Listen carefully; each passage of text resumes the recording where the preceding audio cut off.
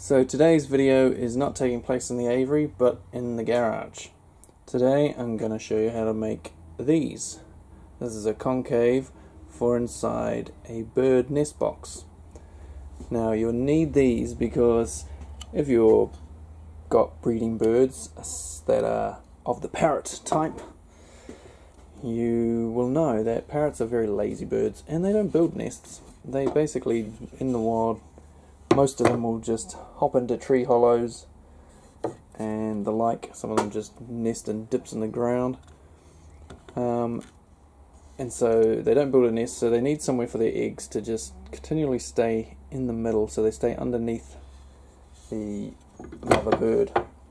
If this didn't have a dip in it and this was a nest box this size, the eggs can easily roll over to the corner. The mother's sitting here and the eggs can be over here and they get missed out on being sat on for a day. The next day she scoops them back under, but too late by then, they're buggered. And so this helps keep the eggs in the middle and everything honky-dory.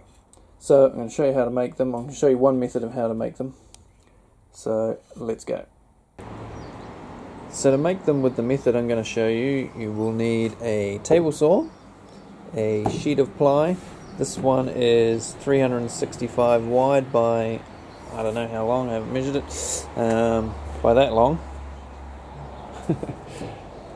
Long enough that you can clamp it to the ends of your table saw. The exact measurements aren't important, as long as you've got a decent amount of timber left on the sides after you drill a big hole in it. Now the size of your hole will be determined by the size of your concave you want.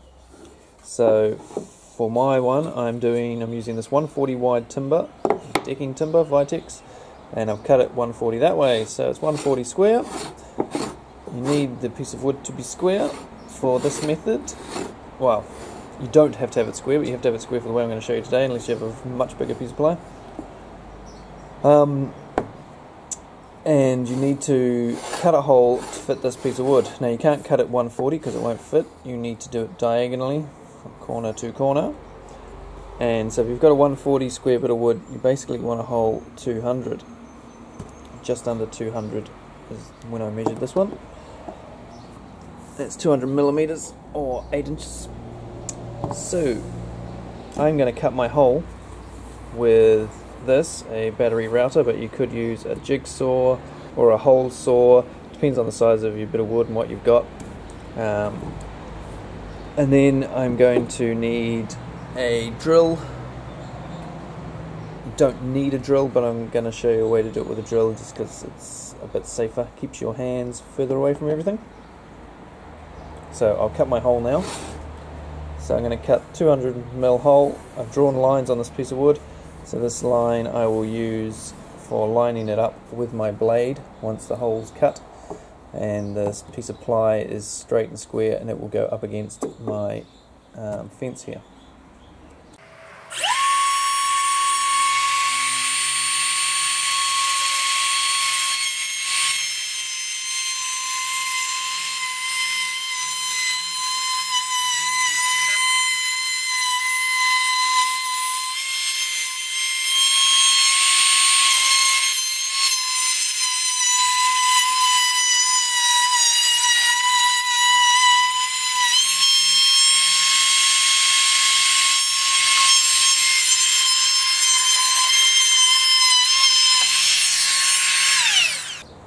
Next, if you wind your blade up until it's touching, and you can line up your line with the blade, and then clamp got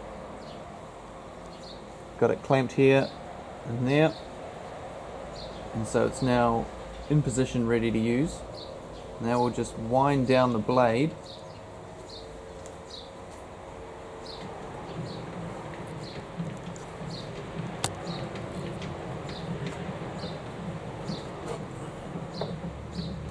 Piece of wood will now spin inside this circle. And that's what we needed to do. So before we do that though, if you want to be really dangerous, you can now start winding up the blade, turn it on and turn this by hand. Just wait for that motorbike to go past. I don't recommend that. I'm going to show you how to do it with in the truck. Do it with a piece of wood screwed on the top of here and a drill. So the easiest way to make this safer, cut another board the same size, find the center by drawing a line from corner to corner, and I'll put one screw in the center here, not all the way through into the other board, and screws either side, just 2 will be enough. You could put 4 if you really wanted, but I'm going to put 1 here. Doesn't matter where you do it, just do it somewhere near the edge. So I'll put 1 in these 2 corners to hold these 2 boards together.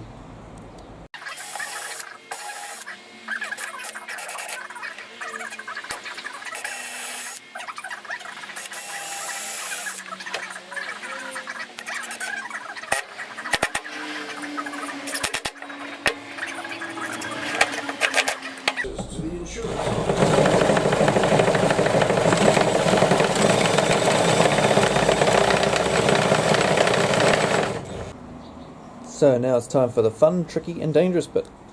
Now you don't want your blade to come up too far into your bit of wood, else you're going to go straight through the bottom and into your other bit of wood, and your little concave will be a con hole. So you need to wind this blade up as you're turning your piece of wood, but of course you need to know when to stop. So one way of doing this is count how many times you turn your handle. So I've worked out I can go around 4 times and it should be alright. At 4 times I will check to see how far through the bit of wood it is. Failing that, you could just go up a few times, take it off, have a look until you get it right. Every saw is going to be a bit different. Anyway, let's have a crack at doing this. Now the most important thing is to raise your blade slowly as you turn your piece of wood.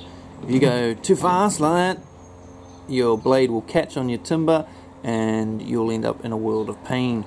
So just gently bring it up as you turn your bit of wood so that there's no chance of anything catching anywhere. It should be all good.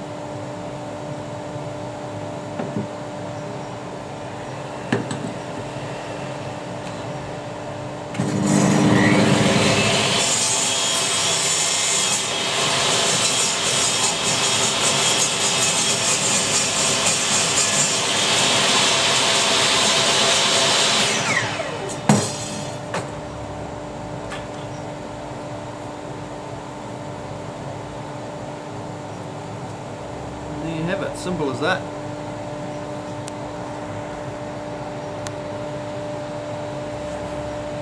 That's a nice little concave. Shall we go fractionally deeper? I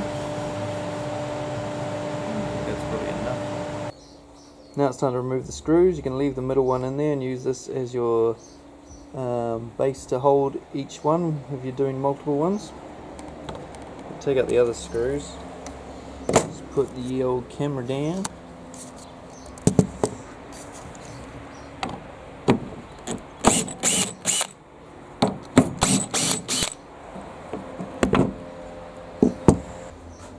And there you have it. Now you can use this method for other sizes other than 140. That black bit there is just a knot in the bit of wood. So yeah, you end up with a nice even concave for your birdie's eggs. This would be a good size. You could use this for budgies, turquoisines, cockatiels, up to sort of red rump size. But if you wanted to do it smaller, of course, you could do 100 by 100 square if you wanted for smaller birds, finches and things. yeah, so I'm going to make up a whole lot of these, make some new nest boxes for Pheasantasium. That's the name of my aviary in case you were unaware. And I will, yeah, make up some nest boxes next, make up a whole lot of these, and get ready for spring. Or if you want to make a smaller diameter concave for a narrow piece of wood, you can use a smaller blade. This saw has a 10-inch blade on it, but if you chuck on a 6-inch blade like this, you'll get a much smaller, deeper little pocket. Another way to do smaller ones is to make one this size so you don't have to cut another hole, and then just trim it to size and you don't have to go quite as deep with the cut in the first place. So with that done, you can then just keep this with your jig here, and the two of them together. You can make concaves whenever you want. All you have to do is quickly clamp it onto a saw and away you go. I left this bit of board big so that I could cut another hole here, a smaller hole perhaps, so that I could make 100 by 100 ones, for example. So thanks for watching. Like, subscribe, etc. I'll chuck up some other videos on screen here for you to watch, and I'll see you on the next one.